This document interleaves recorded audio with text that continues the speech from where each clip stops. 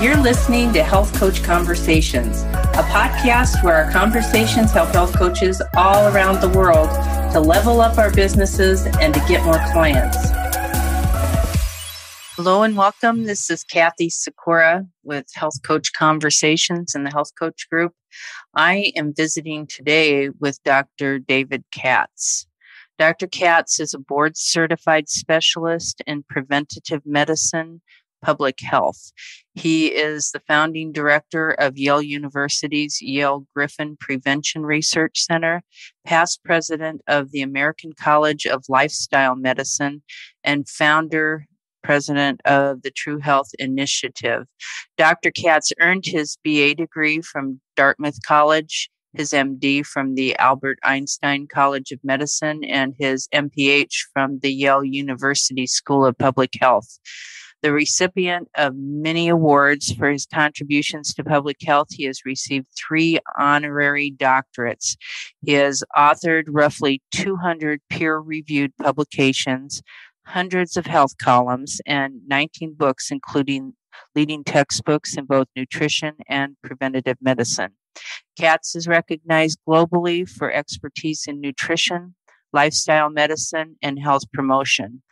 Called the Poet Laureate of Health Promotion by his peers, Katz has given keynote addresses in dozens of countries on 6 continents and in all 50 U.S. states. Today, we're going to talk about diet as a vital sign, how coaches can optimize clients' health and longevity. So let's start out with, can you tell us a little bit about your career path and how you ended up in an entrepreneurial role? You're not working in an office as an MD now, right? I'm not seeing patients anymore. I did for 30 years. So I am in an office. It's my home office, but I'm not, if by office you mean a clinical practice, not anymore. So my career path began with training in internal medicine right after medical school. And it was great. It was a real privilege to learn how to take care of people with acute illnesses, to be basically empowered to deal with the great urgencies that one experiences in clinical care. But I'm a big picture person. I think really what set in motion the overall course of my career was just that tendency to see the forest and not have the view obscured by the trees. So all those sick people in hospital beds were the trees, and we were learning how to tend to them.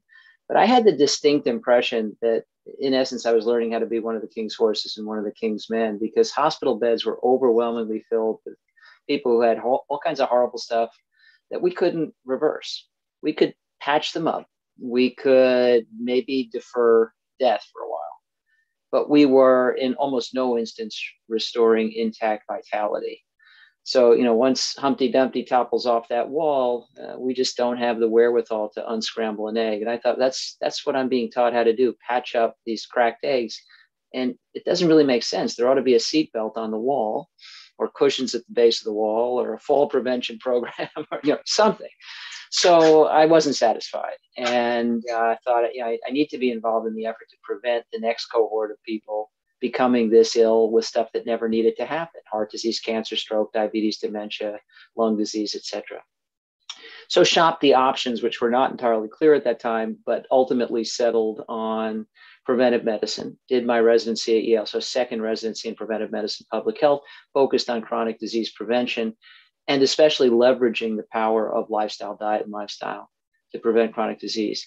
But the answer to your question about why leaving, so I was at Yale for the better part of 30 years. I was a clinician for 30 years. I've been many things over the course of my career, and it's not because, I have problems with my attention span, but because very early in my life, I was impressed with a quote by Gertrude Stein: "A difference to be a difference must make a difference." And what I committed myself to, Kathy, in my professional endeavors was adding years to lives, adding life to years, playing a role in reducing the burden of obesity and preventable chronic disease.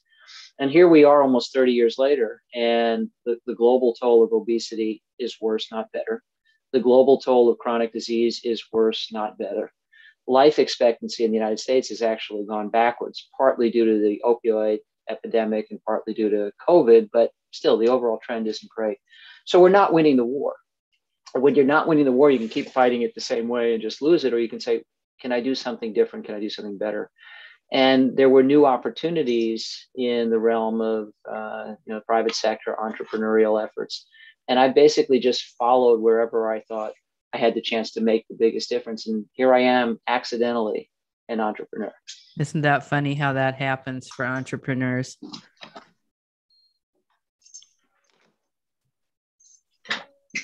I have pesky dogs. Oh, huskies? No, not huskies, pesky dog. I've got two dogs. Yeah, no, well, not this one. She's a good girl, but she's pretty quiet. Yes, the younger one, the puppy, is in and out. How is diet a vital sign? Well, diet isn't a vital sign, but our contention, mine personally, my career-long mission, and now with the advent of what we can do at Diet ID, our professional position as a company is it ought to be. So, what are vital signs? First of all, they're vital because they're critically important information. Why?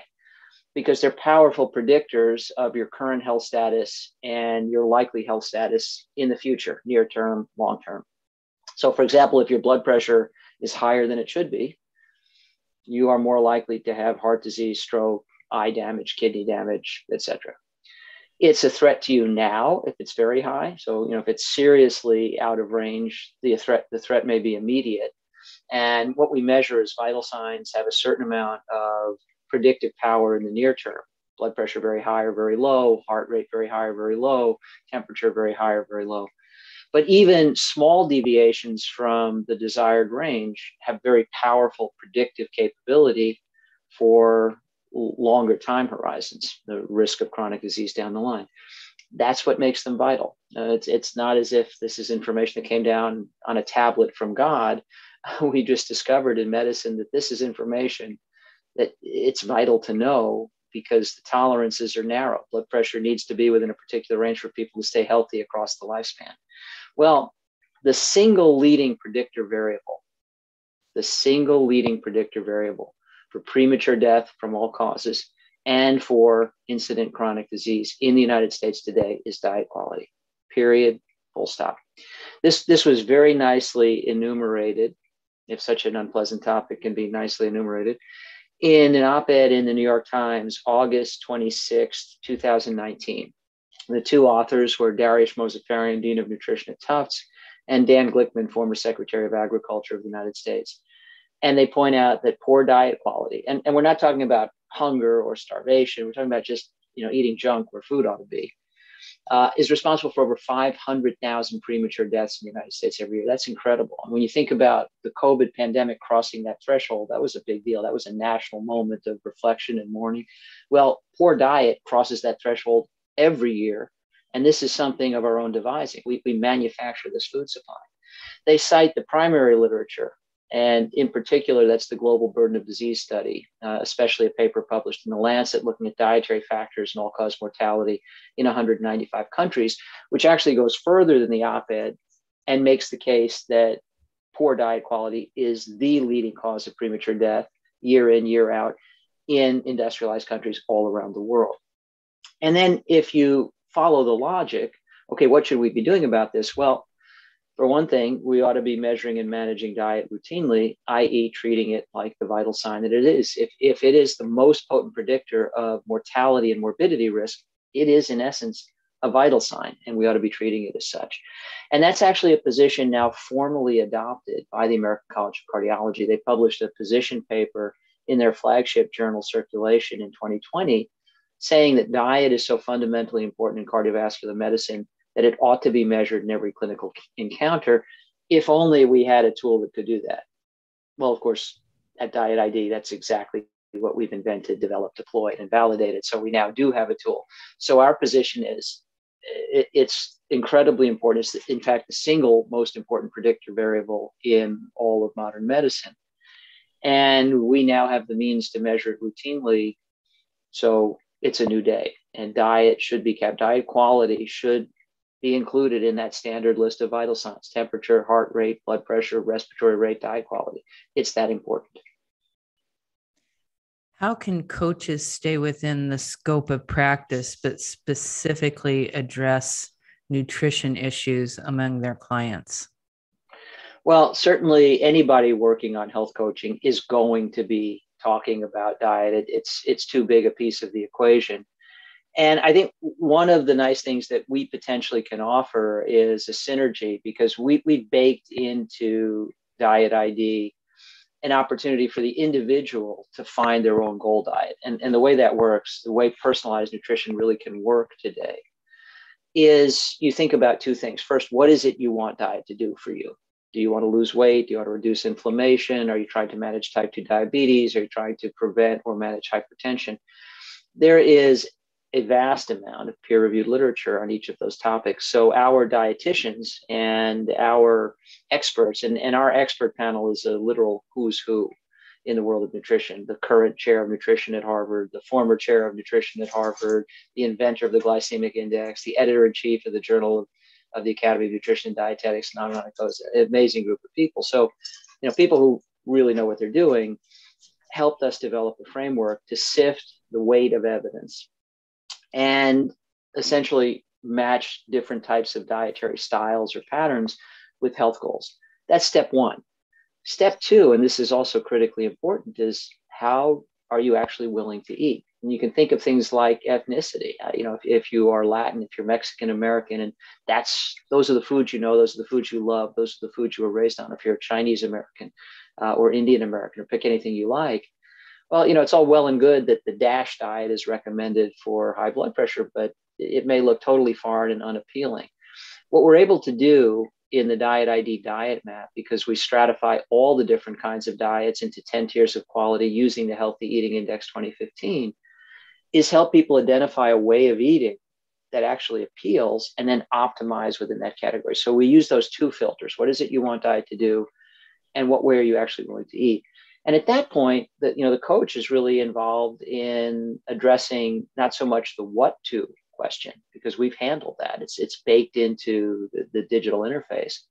And it has, again, the imprimatur of world-leading experts behind it. And it's predicated entirely on the peer-reviewed literature. The coach does what coaches do so uniquely well, and that is troubleshooting and lending support. And, I'm trying to do this, and I need tips, to manage my time or shopping or recipes, or, I think there's a lot that is probably quite comfortably within the scope of practice of coaches all around the country that is critically important and aligns with what we're able to provide via the digital interface. So, as best we can tell, and I know that there have been some areas of contention between what health coaches can and should do and what, for example, dietitians want health coaches to do. Personally, I think there's a big enough dietary problem in our country that it needs all the attention it could get from all qualified professionals. That's my personal position, and I've advocated consistently for that. So more involvement of health coaches, for example. But I think we basically built a synergy, a complementarity into this combination of digital assets and human health coaching. Yeah, there's enough work to go around, isn't there? For sure. Diet quality in the United States has not improved appreciably for decades. It's gone up a very little bit, but mostly stagnated. So, again, we're not winning the war. And, when I look out at that situation, see diet quality as the leading predictor for mortality, morbidity, the statistics in mortality and morbidity going south rather than north, are heading in the wrong direction. Now is not the time to be fussing about opportunities to bring more qualified person power in as part of the solution. We need all the help we can get. We need to win this war, and so far that's not happening. Oh. You are talking about the product Diet ID. Is that an app? Well, Diet ID, yes, in a sense, it's an app. It's a web-based app. It's a company. It's a concept. Essentially, where this all began was with the invention of the first fundamental advance in dietary assessment methods in our lifetime and more. It's been really over 50 years since there's been a whole new way to assess diet. The semi-quantitative food frequency questionnaire is the newest entry, and that goes back decades. With Diet ID, we've completely reverse engineered the whole concept of dietary assessment. If you think about it, when you ask people to try to remember how many times in the past 6 months did you eat broccoli or drink orange juice or have pasta or have peanut butter or eat almonds or anything you like, and then okay, so that how often, how much, how were they prepared, what was served with them, each time you ask that question, you introduce yet another opportunity for error because nobody could remember those details. Nobody. And you could say instead, okay, I'm just going to ask you to remember everything you ate yesterday. People don't do that very well either. Or, okay, I don't trust your memory. I'm going to have you write down everything you eat as you eat it for the next week. Well, time consuming, tedious, labor intensive. The memory-based methods are quite inaccurate. And the journaling methods are extremely time intensive. If you're going to journal everything you eat for a week, you have to do it for a week starting today, and then first submit it to be analyzed. So the delay between the start of the work and the answers is over a week. A lot of time for you, a lot of time for the dietitian, usually who's at the other end, who has to analyze it. So we said, the goal of all this, it's extremely cumbersome for all concerned, but the goal is to get a basic representation of that person's total dietary pattern. I don't really care exactly how many florets of broccoli they've had in the past 6 months, but I do care how big a part of their overall diet is stuff like broccoli. That matters to me. Mm-hmm. So what I really want to know is their basic dietary pattern, their overall diet quality, and approximations of nutrient intake and so forth. So why don't we cut to the chase? Why don't we build images that represent all the different kinds of diets that exist in the real world for any given population at all the different tiers of quality? And instead of asking people to badly misremember all the components of the diet, do something instead that humans are really, really good at, and that's pattern recognition. I'm wearing glasses. Those of you looking at the video version of this will note that. Those of you just getting audio, take my word for it. But to get these glasses put between my eyes and you, I had to go to an eye doctor or an optometrist, and to get the prescription just right, you look through something called a phoropter. That's that complicated device where you rest your chin on it and you look at two images of something. And the question to you is very simple. Which of these is more in focus, A or B? And you answer, and then they swap out the lenses and you're seeing two more images. How about now, A or B? I think you've probably all played that game. Well, that's how I got these. So I played that game. Incredibly easy. And within about 30 seconds, A or B, A or B, A or B, A or B, I've got an exact match for my eyes in diopters. The physics, the optics baked into the phoropter are really complicated, but for me, it couldn't be simpler. Just pick A or B. We've done that for diet. So essentially, we took all of that difficulty of trying to remember the details of, what was your serving size of this, that, and the other thing, and how often and how prepared over the past 6 months.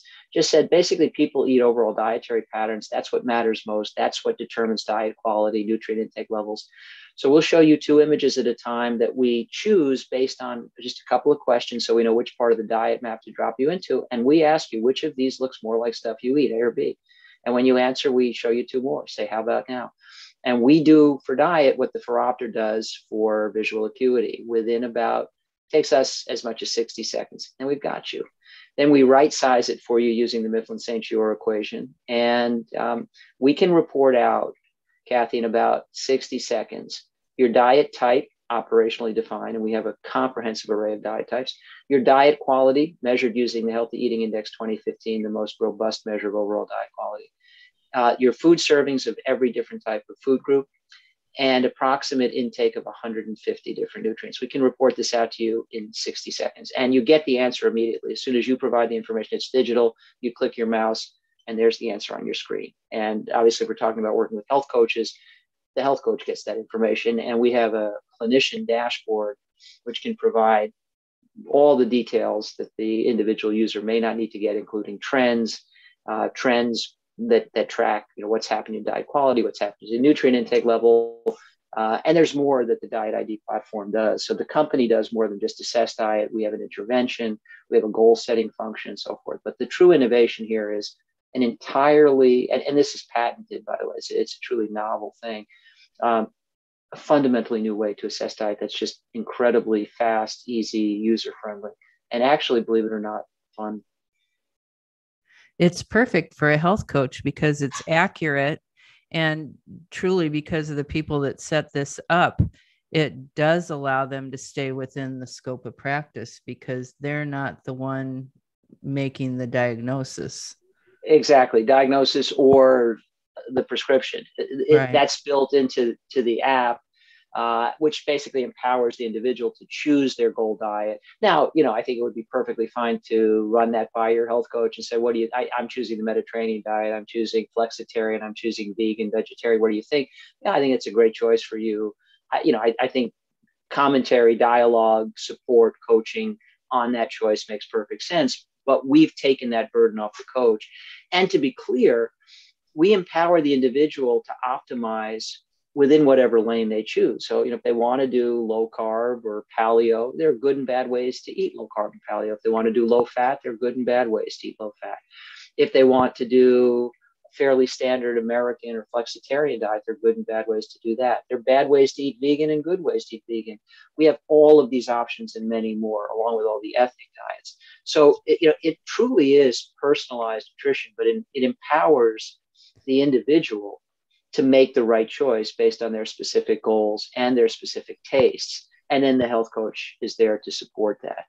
And it all begins with this novel approach to assessment, so you know where you're starting. And then, you think about something all of us use all the time, GPS. What are the inputs to GPS? Well, for your GPS in your car or your phone to help you, first it has to know where you are now. That's the onboarding. Find me in the world right now. Well, with diet, that is, what is my current dietary pattern? That's the assessment. The next thing it has to do is drop a pin into your destination. So you tell it where you want to go.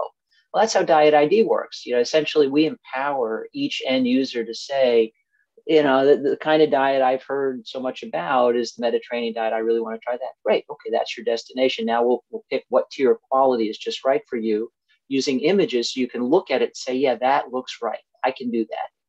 Now we have a pin in your starting point. We have a pin in your destination. GPS then gets you there with a turn list. Well, Diet ID does the same. We map that personalized route from where you're starting to where you want to go, and we populate that with a sequence of incremental adjustments to your behavior and your diet that get doled out to you via email and text message every day. And each step of the way, I think there's the opportunity for the coach to be a confidant, a support, social accountability. I mean, all the great stuff that coaches do. I think that's a great and important enhancement. But the bedrock of this resides built into the Diet ID platform itself. So as you say, I think perfectly complementary. So this is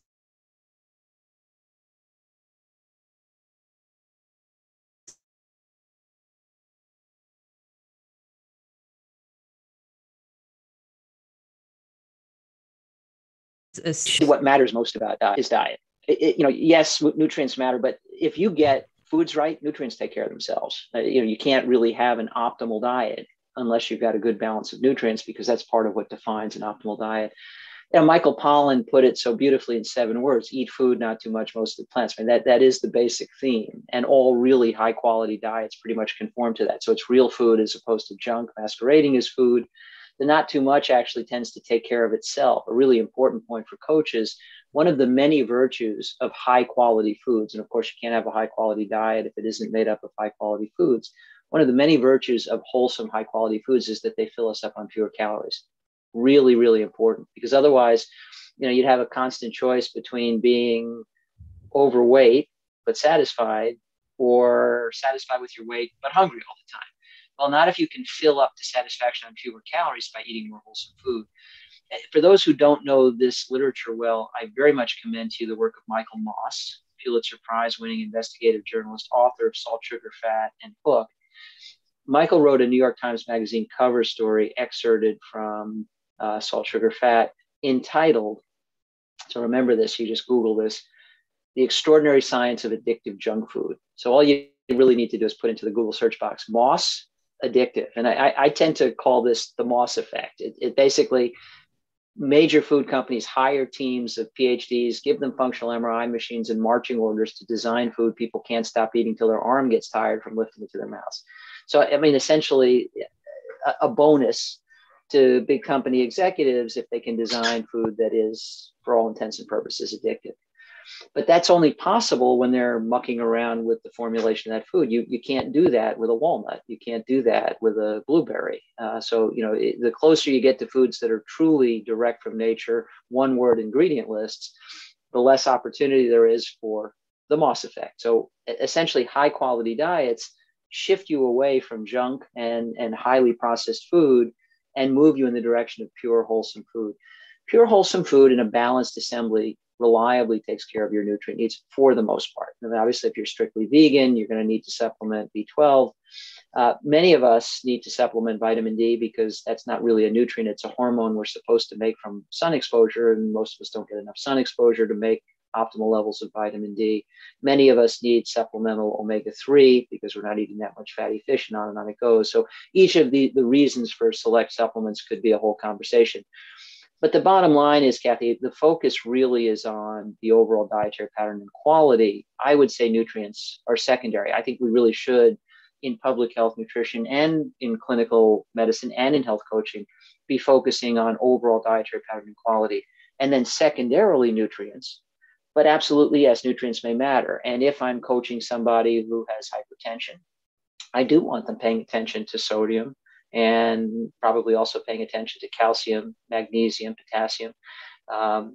But frankly, those things matter in cardiovascular health in general. They matter to some extent in diabetes management. Fiber is important for diabetes management, but also relates to blood pressure. Again, the best way to get all the nutrients right is to focus on the dietary pattern and quality. So Diet ID does both. And it provides information to the health coach at whatever level of granularity they want. Our clinician dashboard can be populated, again, with up to 150 nutrients. And in addition to showing you what the nutrient intake levels are now associated with the dietary pattern today, we actually show you the delta at the nutrient level between here's your client's current diet, here's their goal diet, which they've identified using the app. Here's the difference. Here's the difference in fiber intake between where they are and where they want to be, and calcium intake between where they are and where they want to be, saturated fat, unsaturated fat, omega-3 fat, all the minerals, all the vitamins, macronutrients, calories. And we do the same for foods. Here's the difference in servings of vegetables, fruits, whole grains, beans, lentils, nuts, seeds, et cetera, et cetera. So, that's extremely empowering for the individual who now has perfect clarity on what they need to change. And again, the Diet ID platform delivers these changes to them incrementally. So it's a very gradual process, like a GPS turn list. You don't just teleport yourself to your destination. You get there one step at a time. Same with dietary change. But all the same information is available to the coach. So you can essentially align your coaching with the particular things your client is working on at a given time. And we've done the hard part of that. So the coach essentially is liberated to do that thing that coaches do so well, uniquely well, and that is the human touch, the support, the troubleshooting. An app is obviously somewhat rigid. It's running on algorithms. Humans are more adaptable than that. I think that's the beautiful synergy of this opportunity. For coaches who help clients in their weight loss journeys, how can Diet ID help? Well, again, I sort of answered that in part by talking about the incredible contribution to the nation's weight problem of highly processed foods that are engineered to maximize the calories it takes to feel full.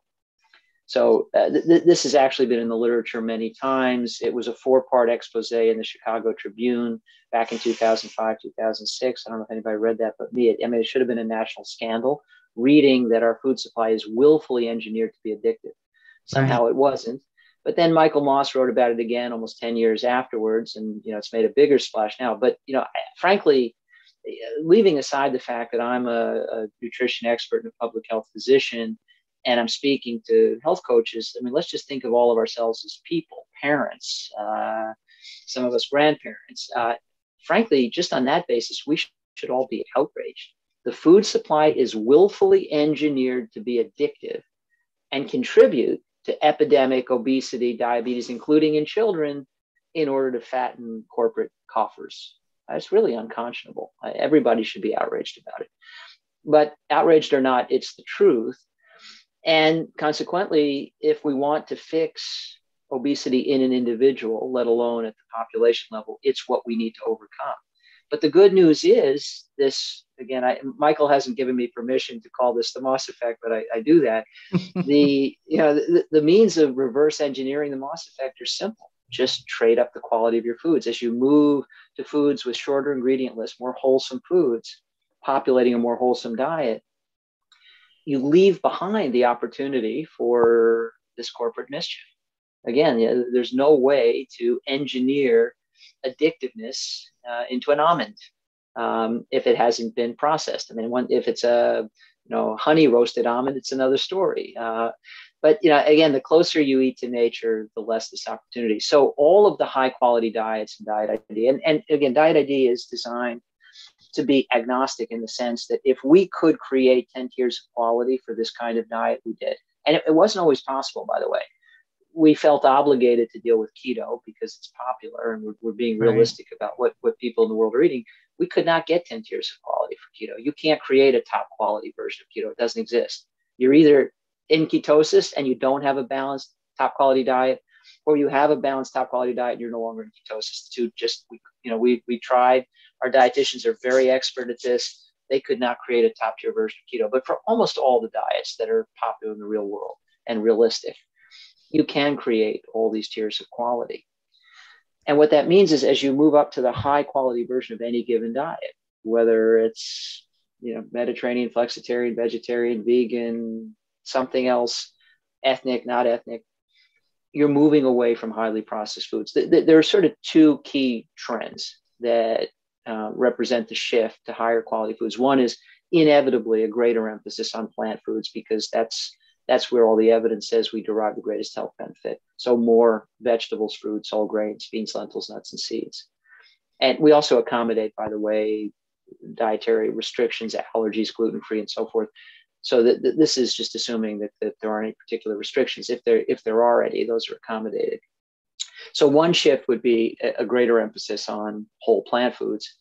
And another shift would be an emphasis on real food as opposed to junk masquerading as food. So less processing, essentially using the NOVA classification of ultra processing.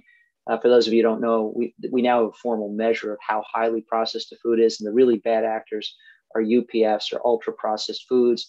And the scale used to enumerate that is the NOVA classification developed by Carlos Monteiro and colleagues. Carlos is a professor at the University of Sao Paulo in Brazil. So we rely on that as well. So the two key shifts you see are greater emphasis on whole plant foods and a shift away from ultra-processed food. Well, as a result, you're leaving behind all of that willful mischief that increase the calories it takes to feel full. And what you're doing is decreasing the calories it takes to feel full. And that's a beautiful thing because it means you can initiate the success of weight loss without being hungry all the time. The other thing that we built in, Kathy, to this incremental approach to diet change is a concept. I coined this term many years ago. I think it was originally in one of my U.S. News and World Report columns, taste bud rehab. I've long claimed, and I have 30 years of clinical experience, so I went through this many times with patients. Taste buds are adaptable little fellas. When they can't be with the foods they're used to loving, they can learn to love the foods they're with. And that's very disadvantageous when we've got major companies selling us junk where food ought to be, because we all learn to like junk. Right. It's very advantageous when you flip it around and take people in the other direction, because as you start to make incremental improvements in your diet, and this has been proved many times, that one of the earliest studies to show this decisively was the Iowa Women's Health Study, which was a breast cancer study, but essentially shifting women to higher quality foods and diets. They actually developed aversions to the junk food they liked at the start and preference for the more wholesome food that they were growing familiar with. Familiarity is a very potent driver of taste preference. So if you cultivate familiarity with more wholesome food, you learn to prefer it. So my argument about long-lasting weight control is don't diet, live it. Diet is a fine noun, as in dietary pattern. It's a really bad verb. I'm going to diet. And I oppose that philosophy. What you really want to do is you want to live it. You want to make dietary changes that aren't just about losing weight, but are about finding health. basically, building the best version of you, your vitality, your best energy. Healthy people have more fun. That's what it's all about. So you want to love the food you're eating, but you also want to love the health and the weight that the food you're eating lets you have. And the way you do that is to align your dietary goals with your personal preferences and your specific objectives, and get there incrementally, so you little by little acclimate, and your taste buds go through rehab, and you prefer less sugar, and you prefer less salt, and you no longer like the taste of junk, and you actually learn to prefer more and more and more wholesome foods. That's a very common experience. And if you do that in a way where you're relying, yes, you're controlling portions and so forth, and everything in the Diet ID experience is right sized. But mostly what you're doing is giving up a lot of calories you didn't need, because you're now filling up on fewer calories. And you're no longer being manipulated for the sake of corporate profit. You are more in charge of your own weight and your own health. And this is a formula for long-lasting weight management, not just weight loss in the short term. Any diet can produce weight loss in the short term. It's making it stick that's hard. You all know this. Well, the way to make it stick is if you're not spending the rest of your life hungry and miserable, but actually loving food that loves you back. This sounds like a perfect tool for health coaches. How would we get a hold of it? Well, now I guess now you're asking a business relationship question, and I've got a whole team to help you out with that. And first of all, thank you for that comment. I agree. We see health coaches as really the perfect partner. Again, I think in the modern age, and with the pandemic having accelerated the shift to telehealth, there's a lot that can be done with digital assets now, and we ought to take full advantage. But there's nothing like interacting with a person.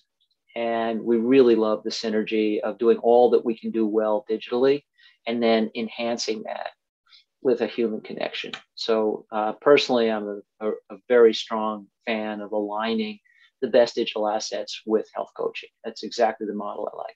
So anybody interested in pursuing this, let's just go right to the source, dietid.com. And you can connect directly. We have a wealth of information on the website about what we do, but also direct opportunity to connect to our head of partnership. We've got all the various models that we use to do business. We have quite a few contracts with individual health coaches as well as health coaching organizations. All that information is available. But my team is extremely responsive. So essentially, if you just follow the obvious connections on the website and say you'd like a demo, you'd like a personal meeting, it'll be set up promptly, and we'll be delighted to explore the relationship with you. That's great. Thank you so much for being here with me today. We will put a link to that website below the podcast recording so everybody can reach out to you. Excellent. Good luck with it. Sounds like a perfect solution. Thank you so much. I appreciate this opportunity, appreciate the kind words. And yeah, diet should be a vital sign, and now it can be a vital sign. I'm confident it will be a vital sign, but it will take a village to help people not just measure their dietary intake, but manage it. And I think coaches can play a critical role in empowering people to manage their dietary pattern in the context of life's many demands. So this is a really important connection for us, and appreciate the opportunity to address all of you. Great. Thank you so much. Take good care. That went great, and your dogs behaved. Yes. Yeah. The other one is elsewhere. This one's always good. Great, Kathy. Thank you so much. Thank you. Bye. Bye-bye.